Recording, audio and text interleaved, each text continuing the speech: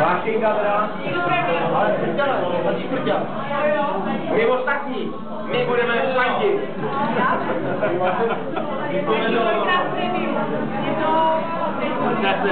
Nebo citrus nebo normální? Kamarád, ještě si dáme Citrus.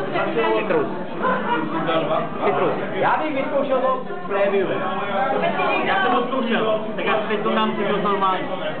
Pozor, tady máte ještě jednou zájemce, očeká normálního citrus. Co jsem říkal? Tady ten pán si dá ještě normální. A tenhle si dá?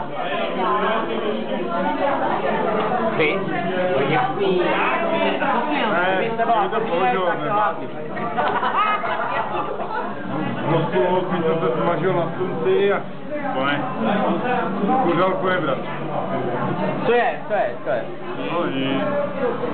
Jenom, že bych nechtěl jít spát, víc. Zaspíme.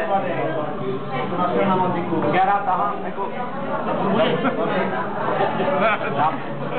Já pro vás, ne, 3 jedničky, jasný.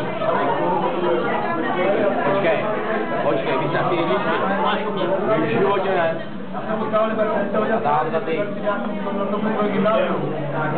za ty pravý.